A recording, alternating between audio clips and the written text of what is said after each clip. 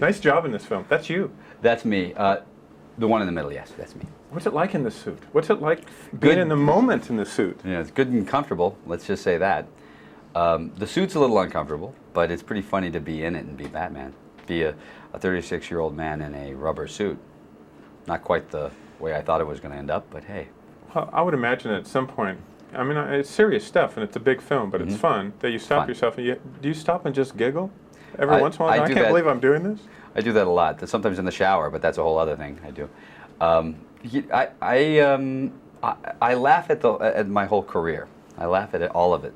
The fact that I'll walk down the street and somebody will say, "Hey, Batman," does make me laugh. It does make me laugh. It's funny, and it's funny that at this point in my career, after years of not really struggling, doing very well in television, but not getting this kind of success, that things like this come around. It's funny to me. But you've traded "Hey Doctor" now to "Hey Batman." Right.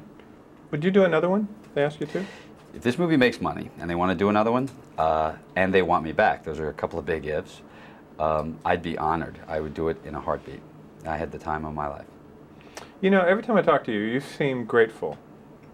You got to be. Yeah, I mean, it seems genuine. I don't know you, but you seem well, it's not. It's really made grateful. up. I deserved liar. everything.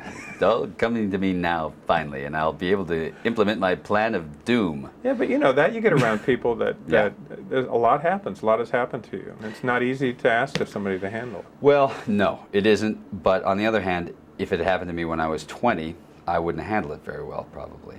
It's a lot easier once you've built a bit of a foundation of kind of ups and downs, because acting careers are really like that. And when they're good, they're very good, and when they're bad, they're very bad. And if you think it's just going to stay good, you're really stupid. So that's the trick, and the trick is to enjoy this and to be grateful, because it doesn't last very long. I want to ask you a question about acting. Okay. If you didn't make a dime doing it, if you took away any sense of income or publicity or notoriety about what you do, would I still do it? Gets down to the moment of doing it, of being in the moment, what do you love about it? It's a good question. I don't know. I know that from the time I was 5 years old on my dad's variety show, where I was playing, if it was St. Patrick's Day, I was a leprechaun. From that point on, I loved laughs. I loved getting laughs when I was a little kid. I loved that kind of, I guess it was attention. Maybe it was attention. Maybe it was that there was something that makes me, there's something that drives me about that. And then to turn it around and to be able to do other shows, to be able to do something else, like to be able to do drama, it excites me only in the fact that it's such a great challenge. But I like my job. And by the way, for years and years and years, you do it for free, and you enjoy it, and would continue to do it for free for the rest of your life, probably. Because you couldn't do anything else? Because you couldn't do anything else. I don't mean that talent-wise, no, but because you're driven. In a way, I met Josh Logan. Do you know who Josh is? Oh, yeah. He wrote South Pacific, and he directed it.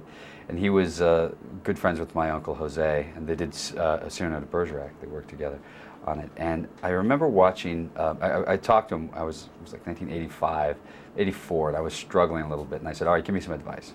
Come on, you've been around, he's 85 years old then. So, give me the advice. And he says, if anything can talk you out of it, let it. And it made sense to me. That was like, well, meaning you're going to get nothing but no's for the most part. Not to feel sorry for anybody, but that's what you get for the most part. And if at any point that can talk you out of it, then you shouldn't be in it, because that's what you're going to get. So I understood that, and if something never came around and said, maybe you shouldn't do this anymore, I wouldn't do it. One question about Batman. One more.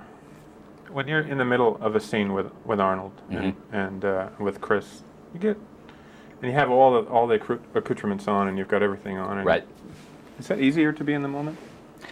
Easier to be in the moment when you are in the suit playing Batman, yes. Because when you rehearse and you're not in the suit and you're doing Batman lines, that's trickier, because the suit, like when I did Peacemaker just before that, that's coming out, and I had to play a colonel. Very easy to play the colonel once you got in the uniform. A little trickier before then. On the other hand, to play Bruce Wayne, when I was playing Bruce Wayne, it was just, then you're just being a guy, and that you could do anyway, any way you do it.